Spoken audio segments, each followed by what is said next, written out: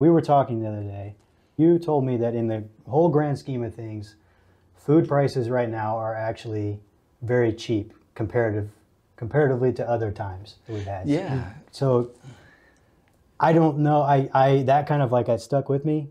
So can you explain that? Because Sure.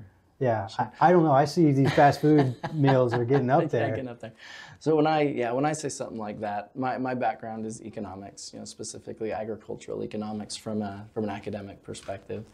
And looking over the history of the world, certainly, right now, drastically, an order of magnitude, less of the economic inputs of our current modern economy go towards producing food, right?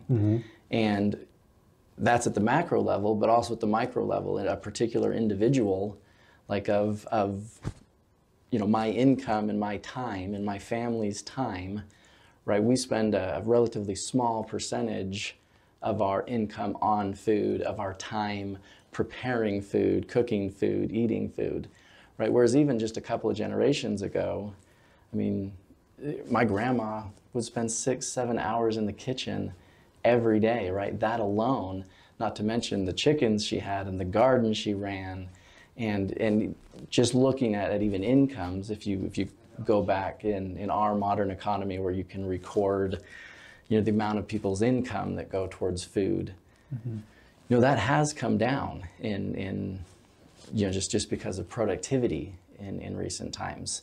And then if you start to take even a broader view of history and you start thinking about medieval Europe and things like that, where 60-70% of everybody's time, efforts, everything they did was basically dedicated to producing and securing enough food just to stay alive. Right. You got hunting and gathering times and all that. Exactly. Yeah, exactly. I mean, if you're a hunter and you go hungry half the time too, right? Yeah. So that's kind of when I say something like that, it's I'm not comparing it to 5 years ago when based on inflation and things like that, food probably was a little bit cheaper 5 years ago than it is today.